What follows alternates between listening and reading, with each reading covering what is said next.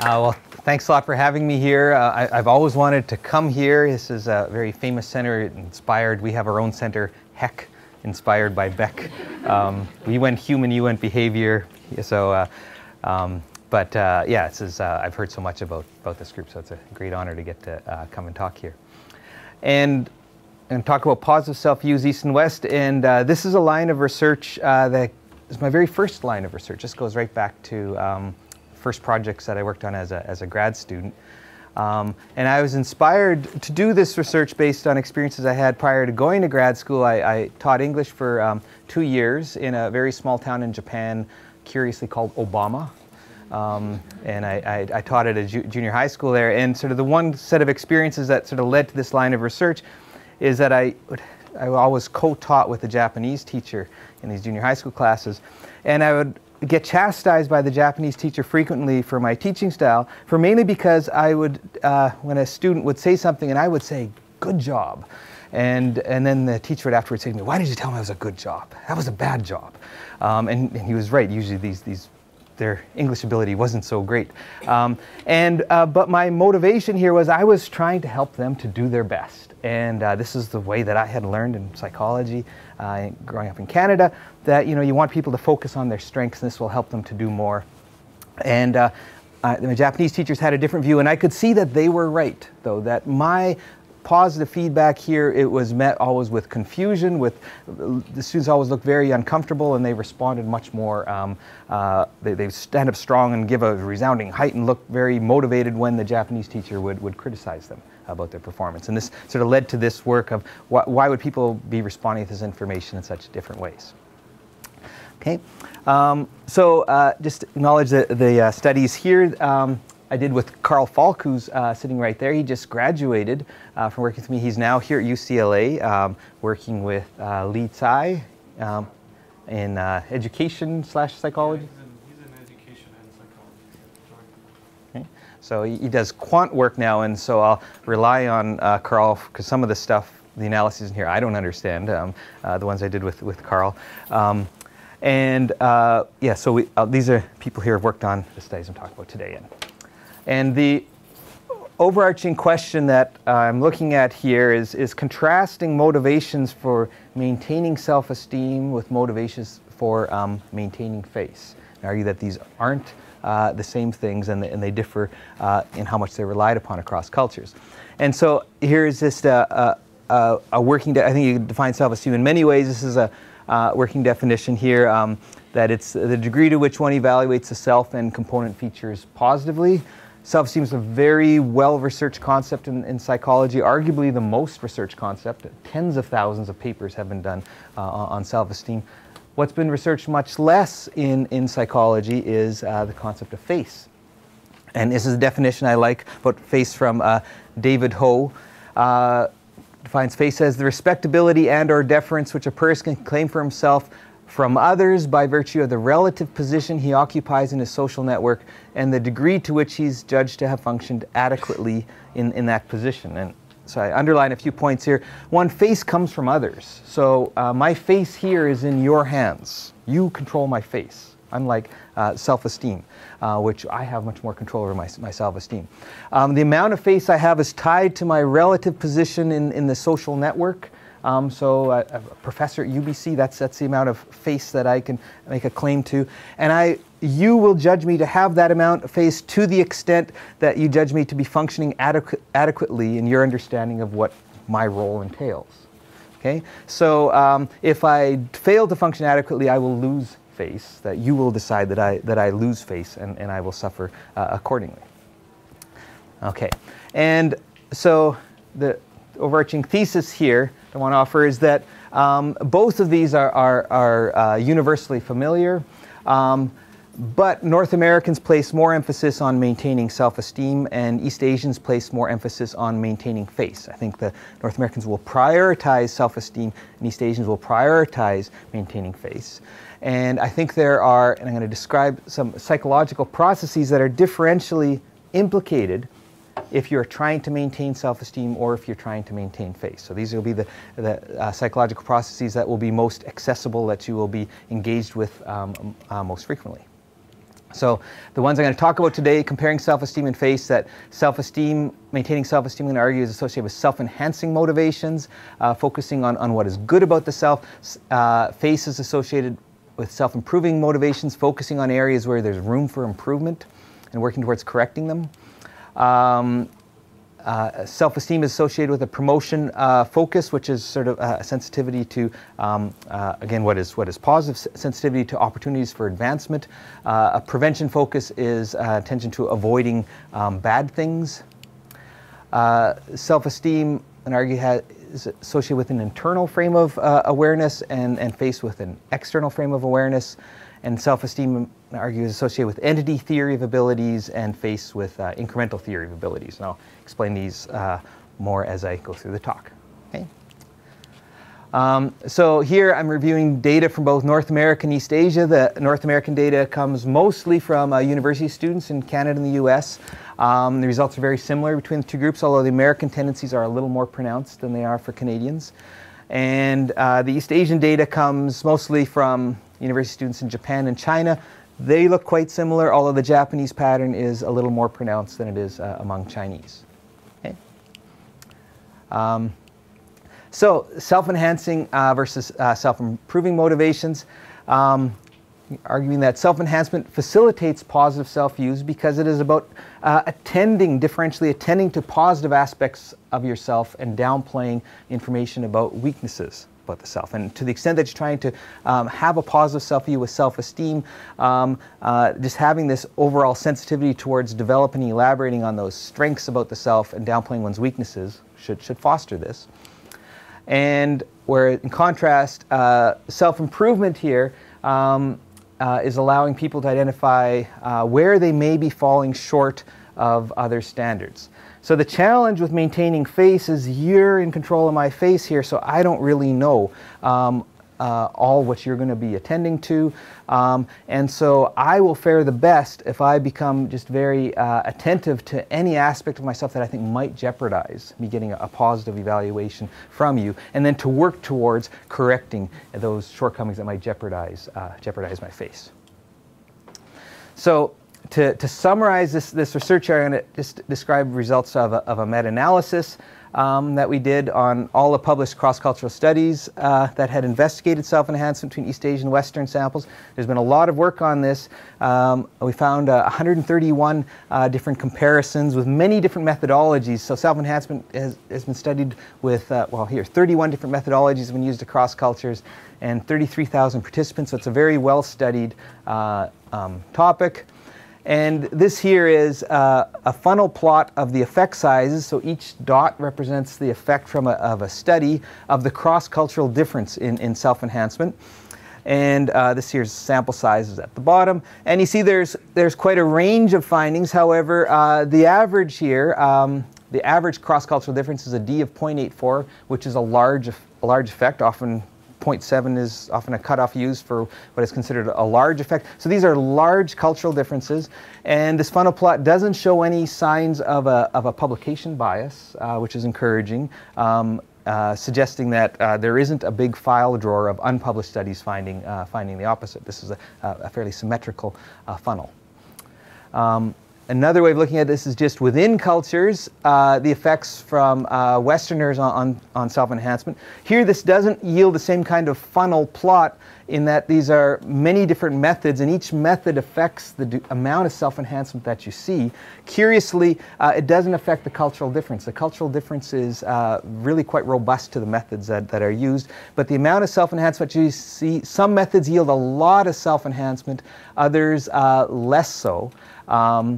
However, overall, Westerners are showing a substantial effect, again, a large effect here, so that across all these different methods, you're seeing this fairly consistent, large self-enhancement effect. And for East Asians, you also get variability, largely dependent methods. Some methods yield a lot of self-enhancement evidence for East Asians. Others, evidence for self-criticism. Looking across all the published studies here, the results hover right around 0. So very little evidence for self-enhancement with East Asians. And so we've drawn conclusions from this that there are these large differences in the motivations to self-enhance, and Westerners do this quite consistently. Shelley Taylor's provided lots of evidence as to how consistent and strong this motivation is, but East Asians don't show it nearly as much. In many studies, you actually see this opposite tendency that East Asians even seem biased towards negative information, which we call self-criticism. But this is a controversial topic, and there have been some alternative accounts offered to make sense of this, and I'll discuss here quickly two that we most frequently hear. One is the idea that everyone self-enhances in domains that are important to them, and the reason why we don't see self-enhancement with our East Asian samples is because we've focused on domains that aren't especially important to them. And this is possible. I mean, I should say we do, in designing these studies, we do try to make sure that we're studying things that matter to them, but at least this is a possibility. And there is some evidence in support of this. And this evidence, which all comes from one paradigm, I should add, the better than average effect paradigm, where people rate how much better or worse they are than the average student or average person. And you get self-enhancement here. Actually, East Asians self-enhance in the better than average effect paradigm too. And the more important the trait, the more East Asians self-enhance in the better than average effect paradigm, which is consistent with this alternative explanation. There's also evidence against it, though, and you don't get that positive correlation between trait importance and self-enhancement for East Asians in every other paradigm that's been used. 11 other paradigms that ourselves and others have used, and we don't find this. If you collapse all the studies together, regardless of method, better than average effect included, you find there is this correlation that the more important the trait, the more Westerners are self-enhancing across all the studies. You don't find it for East Asians. So I don't see evidence in support of this first alternative explanation. The second alternative explanation here, I think, is much trickier. And the second alternative explanation here is the idea that East Asians are just making self-critical statements in our studies, so that they're acting very self-critical and humble, but their private feelings here, they're self-enhancing. They're thinking they're really great. And this, I think, is a compelling explanation for two reasons. One, there is a clear cultural difference in norms regarding modesty of self-presentations, and one of the first things that you learn in Japanese class is how to deny a compliment. This is a necessary skill for thriving in Japanese, and our Japanese class teacher saying, you know, if I ever would say to you, that's a great meal that you make, the correct answer, correct response is no, not at all. It wasn't a good meal. I need to work harder at my cooking. Okay, it would never be acceptable to say, yeah, thank you, yes, I'm quite proud of this. This is my favorite dish. I'm quite proud of how it turned out. You can't say that in Japanese. And so maybe this tendency is so entranced that it seeps into the way people are responding to these measures. And what makes this challenging is it gets right at the heart of what are our measures measuring. And most of these studies are done with questionnaires. Every study is done anonymously, but it's still possible that even in an anonymous context here, people are still presenting themselves. They're thinking of it as a conversation with others, that I'm going to say these self-critical things about myself, even if privately I might think otherwise. So some evidence for this is that if you look, this is all these cross-cultural effects. There's this group down here, which doesn't find the cultural difference, which is measured with a very different way of capturing self-enhancement. This is with the IAT self-esteem. You know, that's the implicit associations test. And this is how easily can you associate positive words like sunshine and flowers versus negative words such as putrid or death with yourself. So how quickly can you form these associations with this? And there's no cultural difference in the strength of these associations across cultures. Okay, yes. So one possibility, and this is all, most of these, not all of them, are questionnaire studies. So perhaps this is tapping into self-presentation. So we've, with Carl Falk here, we've been recently exploring, just trying to get at the idea, though, of what is implicit self-esteem, because these effects here are that's the one method of the 31 methods that doesn't show this cultural difference. So thinking of what is implicit self-esteem, there are at least two different definitions, and and I'm going to talk about both of them because I think they lead to very different consequences in how we would conceptualize and study this. The most common and influential definition from Tony Greenwald here is that implicit self-esteem is the association of the concept of the self with a valence attribute. Okay, so thinking of myself and positive or negative thoughts. And so this is the definition that's led to much research on the measurement of implicit self-esteem. It's turned into somewhat of a little cottage industry. And the implicit associations test is the most common method for doing this. So how quickly you associate yourself with positive versus negative words. However, there are some issues with this method that I'm going to talk about. And indeed, the validity evidence for this method has been, in recent years, severely challenged. Compared with other IAT attitude measures, the IAT self-esteem has the least validity evidence in terms of correlations between implicit and explicit attitudes.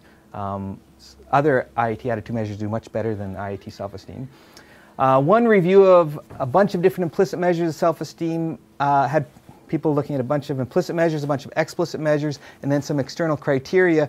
And the implicit self-esteem measures did not correlate together, and they did not correlate with the explicit measures, and they did not correlate with the external criteria.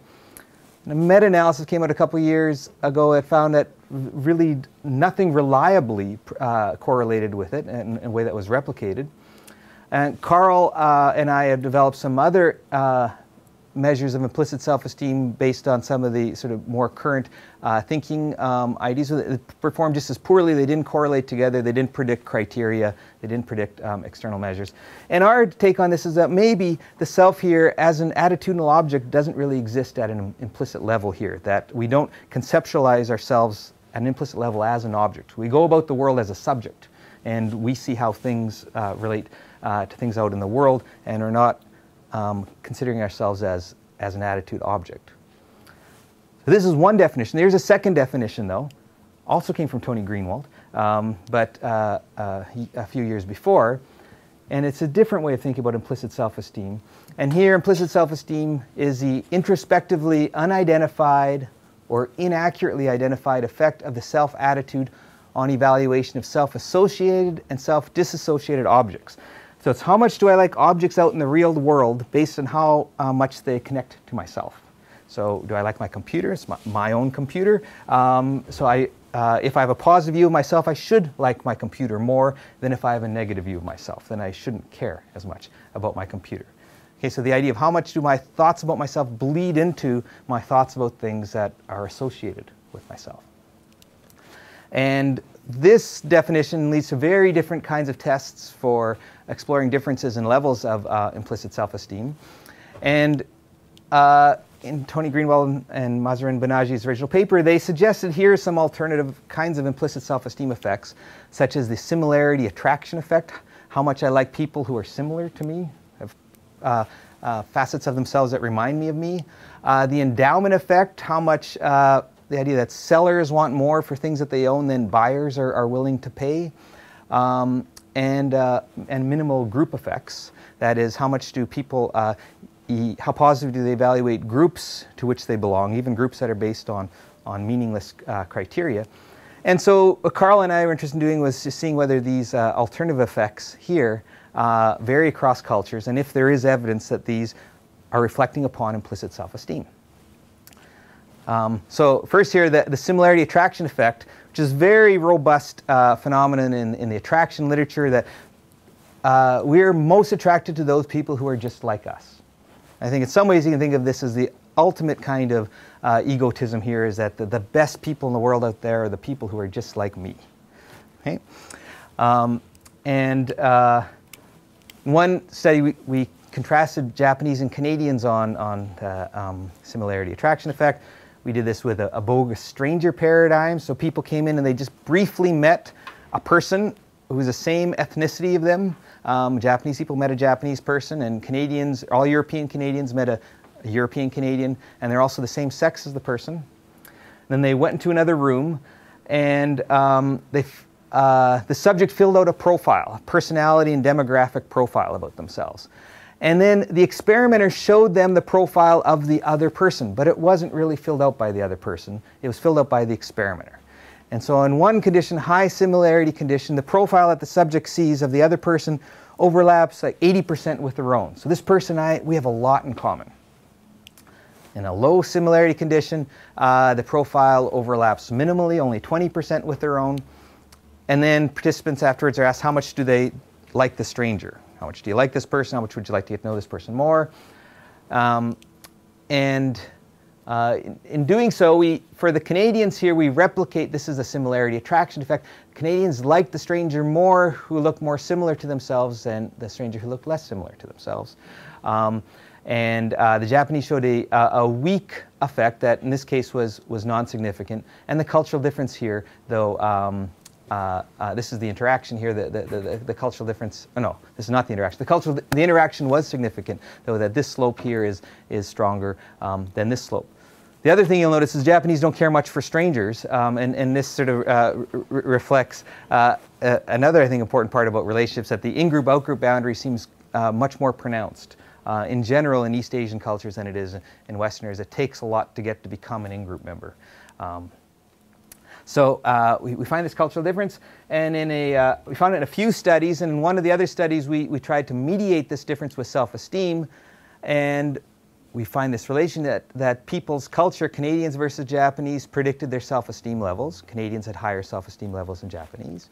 Self-esteem relates to the similarity attraction effect. People with high self-esteem show more of a similarity attraction effect. I think you can understand this sense that if I think I'm great, and so I have great attributes, and I see that you have the same attributes that I have, I'll think you're a desirable person because you have great attributes. You have my attributes. But if I have low self-esteem and I don't think much about my attributes, I have crappy attributes, you have those same crappy attributes that I have, why would I be attracted to someone with crappy attributes? I think that's how you can make sense of this link. And so culture predicts a similarity attraction effect, and it does much less so, though, significantly less so when you control for self-esteem. Okay, so the self-esteem is relevant to this, and it's relevant to understanding this cultural difference between Japanese and Canadian similarity attraction effect.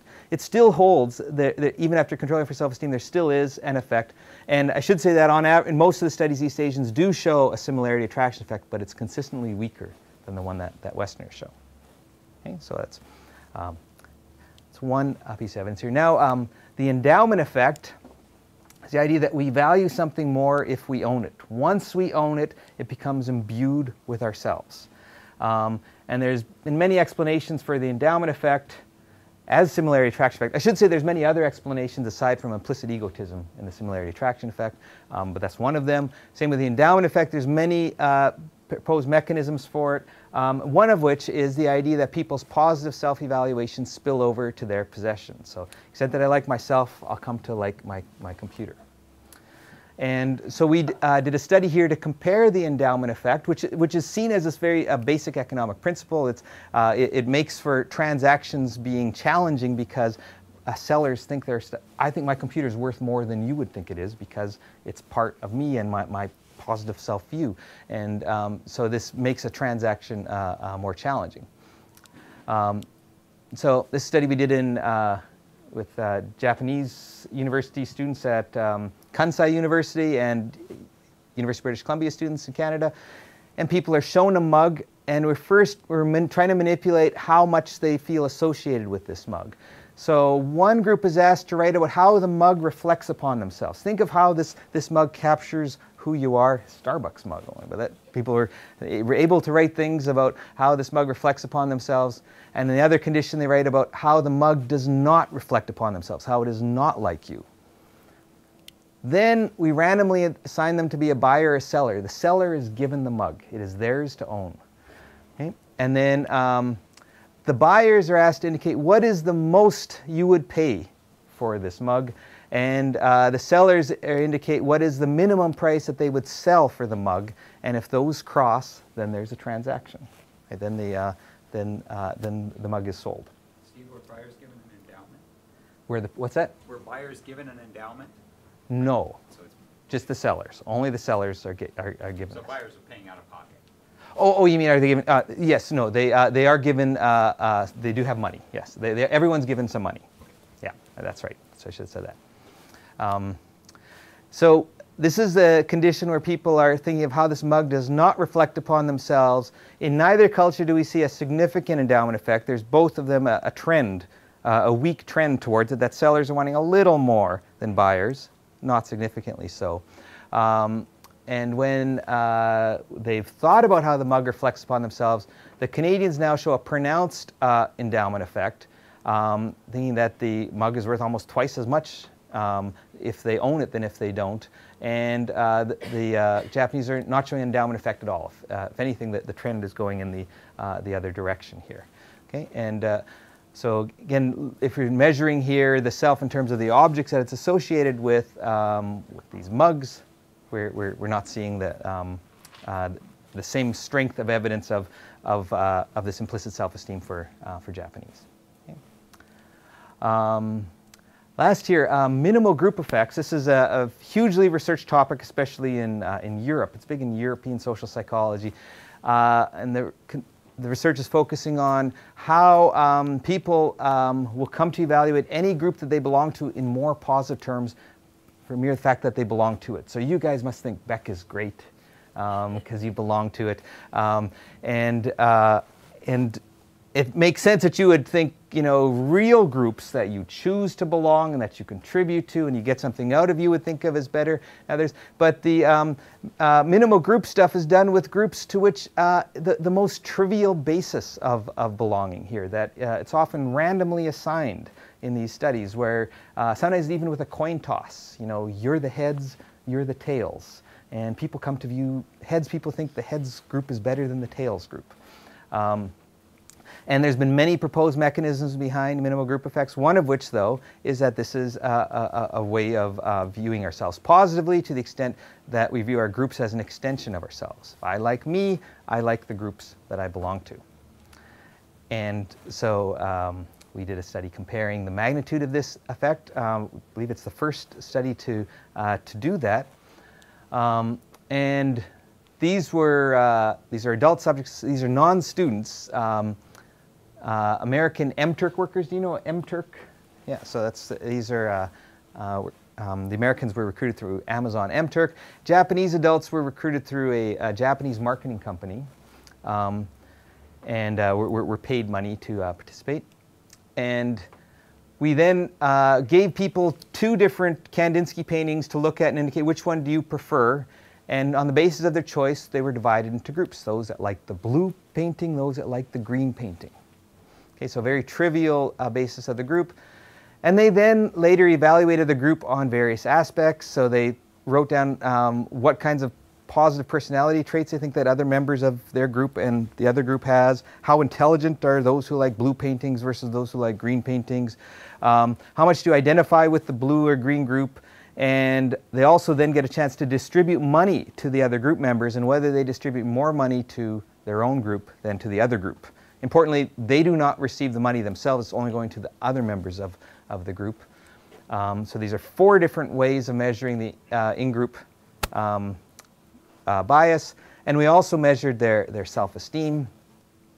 And at the in-group bias, so the Americans had stronger in-group bias than Japanese for all the measures.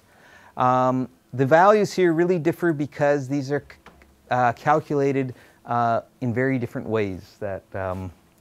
So we can't just compare the magnitude of these betas here. They're calculated in very different ways. But Carl, was the Japanese bias ever significantly positive? Okay, so a couple of these, they showed a bias, but in all four cases, the Canadians had more of a bias. But we wanted to see the role of self-esteem here, so we found that alpha here, so there was a significant relation that culture predicts self-esteem levels, and there was a significant relation that self-esteem predicted the extent of the in-group bias, and this is significantly mediated for each of these four different measures. And again, these values are all calculated in time. This is what Carl does, is he comes up with looking at new ways, created new measures of mediation. So I don't know how he does this, but these are all significant and showing that each of these four different kinds of in-group biases here is mediated by people's self-esteem. Okay? So just to summarize this implicit self-esteem work then, if you measure implicit self-esteem with the IAT, there are no cultural differences, but it's not clear at all yet what the IA self-esteem is measuring. It doesn't seem to measure self-esteem. It doesn't correlate with anything that we know about self-esteem. So we're not sure what it measures yet. If you look at implicit self-esteem differently, have people focus on and evaluate objects that reflect upon themselves or not. This is another way of doing it, and doing it this way, we find convergent evidence that Westerners have higher implicit self-esteem than East Asians, and modesty can account for any of these latter findings, right? That people are not saying, I don't like this mug so much because I own it, so that's why I'm not going to ask for so much. Doesn't seem to be a plausible count for these findings. Okay. So that was the self-enhancement work, which I guess most of the stuff that I was talking about today was in the context of self-enhancement. But there are these other ways of thinking that I think are importantly elaborated on differently between self-esteem and FACE. And one of these is promotion versus prevention orientations. And a promotion orientation is an orientation where you're seeking to approach good things. And a prevention orientation is orientation to try to avoid bad things. And it's a very basic distinction between motivations. It's been identified across species. Apparently even amoebas have a different promotion or approach system versus a different prevention or avoidance system. Maintaining self-esteem involves identifying strengths, and so it should be fostered by a promotion orientation. You should be out there looking for anything positive. Anything in a search for positive things should help you to find positive things about yourself. And in contrast, maintaining FACE it involves meeting standards with roles, but there's something asymmetrical about FACE. And that is, there's clear costs of falling short of these standards. It's very easy to lose FACE. If I don't live up to your standards, I will lose FACE, but it's not symmetrical. There's not the same benefit on the other side. So someone who surpasses expectations does not get an increase in FACE. That FACE is tied to your role, so you don't really get an increase in FACE until you get a promotion. FACE is all about, the risk always is that one might lose FACE. And if that's the orientation of how you might lose FACE and you want to avoid that, it should be fostered by a prevention orientation, just always sensitive to anything that might be threatening, might be negative. Using a variety of different kinds of paradigms, there's quite strong evidence here of a greater prevention orientation and a weaker promotion orientation among various samples of East Asians and the North Americans. You see it in a wide variety of things. This one study I did with Takeshi Hamamura, we found it in Amazon book reviews, that if you look at Amazon.com and Amazon.co.jp, that Japanese write more critical book reviews, and the more critical the book review, the more helpful it's rated. The people say, that was the helpful book review, the one that pointed out all its flaws. And Americans had, a good American review had both critical and positive features. So there was just, it seemed to be a heightened sensitivity to the negative information, even about a book, that was associated with it being a good book review for Japanese. Okay.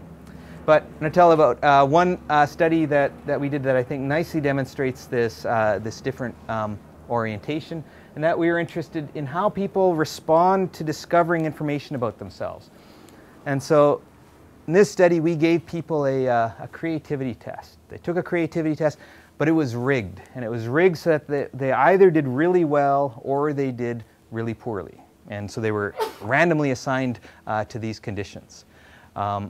And importantly, I should say, we did this. They privately received this feedback. We wanted to sort of rule out this self-presentation as an explanation. So people are by themselves in a room. They're grading their own test, and it's a rigged test. So we know they're going to be getting these answers wrong. They see a distribution suggesting their answers are unusually bad, that they fall in the lowest 10th percentile of other students at their university. And then they put all these answers into an envelope, which they write the address on, and they're going to mail it off so that no one sees them do this.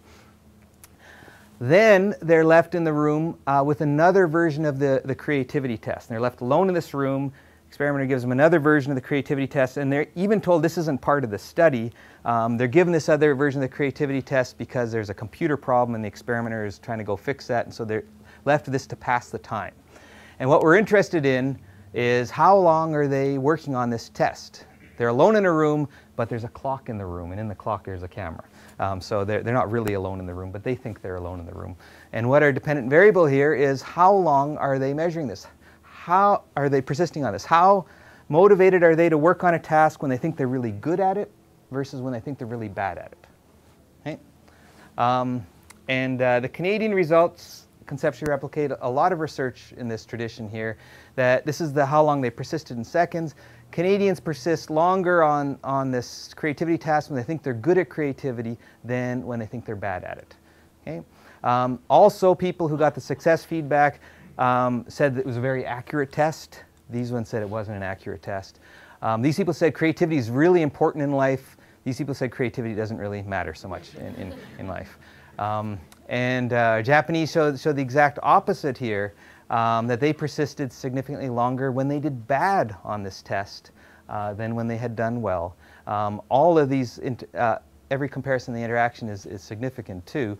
And these people who did really well said that creativity is less important than those who did poorly, and they thought the test was less accurate when they did well than when they did poorly. So they thought that the Japanese here seem to be showing this real self-improving orientation here, that they are very attentive to information about their shortcomings, and they're working towards correcting it. These things are important, the things that I don't have, and they're working harder to correcting those. Okay?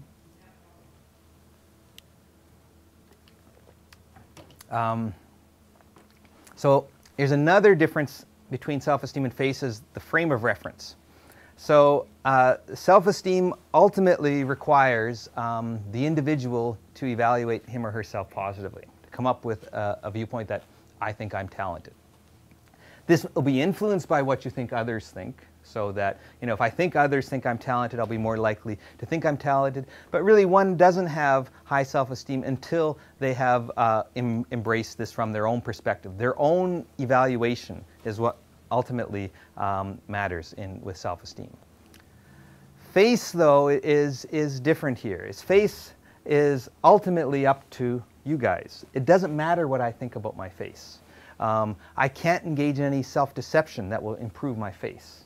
Self-deception works for self-esteem. I can just think about the good things about myself and boost my self-esteem. But with FACE, I can't get you to just think about the good things about me, because you don't share the same motivation that I do to view myself positively. So ultimately, FACE comes from others. So if someone is concerned about maintaining FACE, they should be very sensitive to and attentive to what they think others are thinking about them. Okay? Yeah, so East Asians should attend to this more than Westerners. And this was a recent study done with Hong Kong and American students. I had nothing to do with this study. I'm showing it because I wish I had done this study. Okay? We always wanted to do a study like this, and we never figured out how to do what they very cleverly did here, which is how to separate private knowledge from public knowledge. And the way they did this study is they had participants take a creativity test that was being evaluated by 2 different computer programs. They're told that one of the computer programs is well validated, it's often used, and then also they have an experimental computer program which they're using. And so the subject got 2 different scores, one that they did really well and one saying they did about average. They don't know which computer program gave them which score. They just know they have these 2 conflicting pieces of information. I'm somewhere between great and average on creativity based on this test. Then they had this apparent mix-up where one of the other participants, a Confederate, saw one of the subject's scores. And the subject knew this, that this other person saw one of their scores. They'd gotten one of their scores by mistake. So the subject knows that the other person saw just one of their scores, either the really good score or the average score. So you know that one other person either thinks I'm really good at being creative or thinks I'm average at being creative. And then the participants rate their own performance on creativity. And so for the Hong Kong participants, if that one other person saw their good score, so that other person thinks they did really well in the creativity test, the subject rates themselves as better at creativity than if that one other person saw their bad score. So just having one other person, just a participant who they don't know, is affecting the way they are rating themselves. That other person thinks I'm creative, then I think I'm creative. This other person doesn't think I'm so creative, then I don't think I'm so creative. And for the Americans, it doesn't matter. And the Americans think they're awesome in creativity, by the way, too. Okay, so just seeing, I think this is fascinating here how the Hong Kong self-evaluations are being very much calibrated with what they think others are thinking of them. So another way of looking at these frames of reference is contrasting states of subjective and objective self-awareness. And so this literature on self-awareness suggests that people are always oscillating between two different states of self-awareness. You can either be experiencing yourself as a subject in the state of subjective self-awareness, so experiencing yourself as an I, the I who's looking out at the world, evaluating the world, and you can also be evaluating yourself from this subjective perspective. And the key thing with being in a state of subjective self-awareness is because you are the I, you are the subject, you have a certain degree of freedom in selecting the standards about how to evaluate yourself. So when I can think about myself, I can think that I'm great because I can just only focus my thoughts on those positive memories that I have or on those things that I've done. Well, and this allows for self-deception.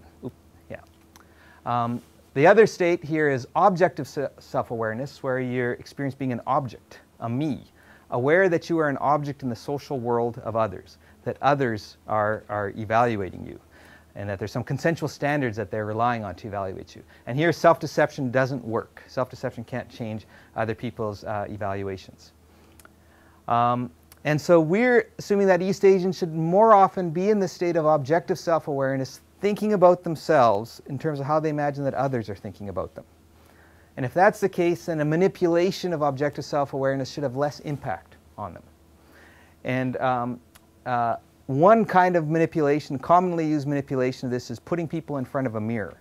When you're put in front of a mirror, you see yourself as an object. You are reminded that this is the way the world is seeing you, that the world is, that I am an object in the eyes of others. And so we're thinking then putting people in front of a mirror should affect East Asians less. And so a very simple study, we did this in university students in Kurume University in Japan and at University of Pennsylvania, and we had people complete a measure of actual ideal self-discrepancies. That is, people rated how they view their actual self, and then they also evaluated their ideal self, the kind of person they ideally want to be. And we looked at the gap between what kind of person I think I am and what kind of person I want to be. The bigger the gap, the more self-critical you're being. Okay, and half do this in front of a mirror, and half do it where there's no mirror present. Okay, and this is the American results, and this replicates a lot of other literature, all done with North Americans, that when there's a mirror present, the gap between Americans' actual and ideal self is larger, meaning they're more self-critical than when the mirror is not present. So the idea is here, when there's no mirror present, I'm free to think of myself however I want, think how awesome I am, and then you sit down in front of the mirror and confront the data. You know, this is the real me, this is the me that the world is seeing, and becoming that much more aware of how far you're falling from the ideals that you have. And Japanese here, the mirror does nothing to them. Whether there's a mirror present or not, they were very similar in terms of how self-critical they were. I think another way of thinking of this is that when you put Americans in front of a mirror, their self-evaluations start to come to look a lot more like Japanese self-evaluations. That when thinking about yourself, evaluating yourself in terms of how you think the world sees you, and then you start thinking about yourself, in the self-critical ways more commonly found among Japanese. Okay, so we think Japanese sort of have a permanent mirror in their heads. That they're thinking about themselves. When they're thinking about that, it's in terms of what they think others think about them. You know that's not a ceiling effect on the Japanese? It goes much higher. It goes much higher. The scale,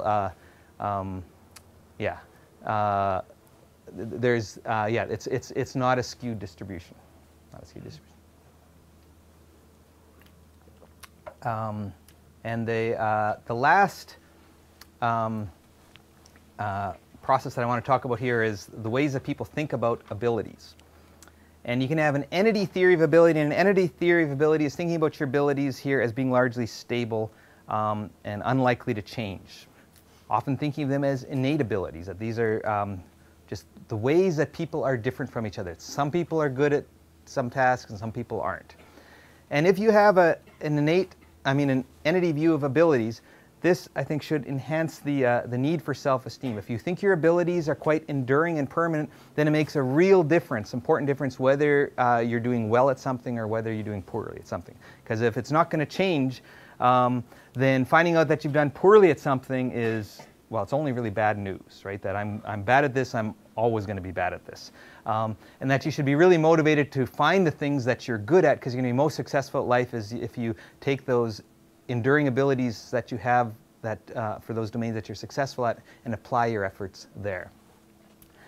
But if you have an incremental view of ability, this is the other way of thinking about abilities in terms of as a product of your efforts, that they change on the basis of your efforts, then finding out that you've done poorly at something here shouldn't be all that threatening, because it's pointing to just an area where you have insufficient efforts. So if you're concerned with maintaining face and making sure that you're living up to other people's expectations, you should respond to a shortcoming here by working at it, because you're viewing this as a changeable event.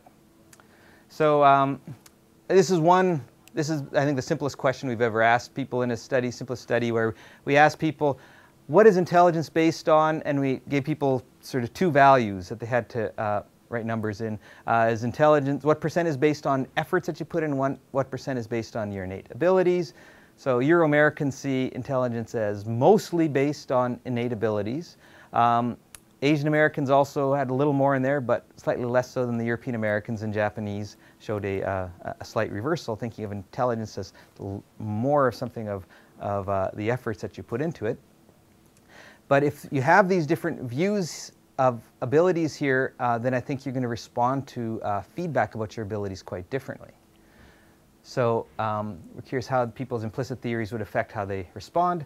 So in this study, we had American, University of Pennsylvania, and Japanese at Kyoto University, and they were compared with how they responded to failure based on implicit theories of ability. So we gave them all a creativity test like the one I talked about before, but this time everyone gets failure feedback. So everyone does badly on it, and then they're left alone in a room with a second version of the test. But now this second version includes one of 3 sets of instructions, and that's the manipulation here, is what instructions are on this second version of the test that people have just done badly at. One set of instructions has an incremental theory, and it says, for doing this type of test, the more you think about it, the harder you try, the better you'll do. So if the answer doesn't come to you, just keep working at it, and it's likely to come to you at some point. Another set of instructions provide an entity theory, and it said that some people are just good at this kind of test and some people aren't. Give it your best shot. And then we had a control condition, a third condition here that has no instructions, which we thought would be people's default. We would be able to see people's default way of what they assumed, whether the ability was incremental or entity. And so the dependent variable here was how long people would persist after getting the different instructions. Okay, so these are the American results now. So when Americans had no instructions at all, and when they had entity instructions, they persisted to the same degree. And this suggests to us that the entity instructions didn't provide new information from what they had when they approached this task without any instructions. That they were assuming this was largely an individual difference measure. Why else are you giving me this test than to see how I do at this, how I am compared with others?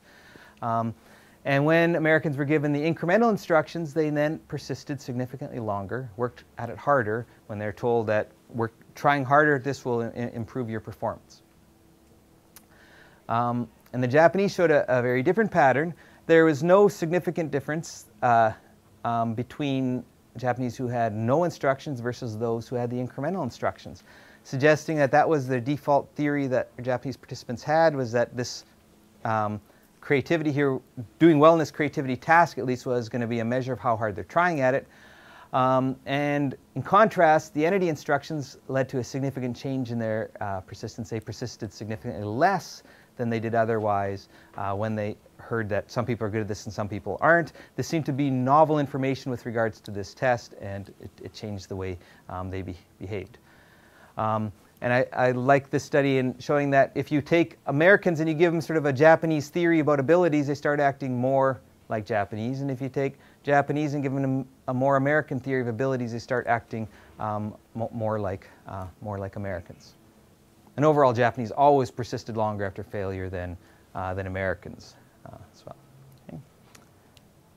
So to wrap it up then, when it comes to positive self-use, Westerners are more likely to prioritize self-esteem concerns over face concerns, and East Asians do the opposite.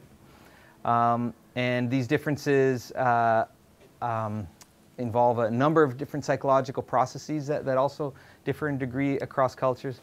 And this is one point that I make to psychological audiences who often ask the question, well, why do we do studies in other cultures? What do we learn from that? And in addition to learning something about East Asians other than just Americans and learning how much different tendencies can generalize across samples, one other thing you learn, though, this can also be very informative for understanding the psychological phenomena in and of itself, that it's not until we see that our Japanese are thinking differently about these tasks that we're able to identify the variables that underlie that task, so that we start thinking about self-esteem now more in terms of entity abilities and promotion orientations and internal frames of awareness when you have this contrast with another culture that's seeing them differently. So that's one other reason to do cross-cultural studies, is it also illuminates the phenomena themselves.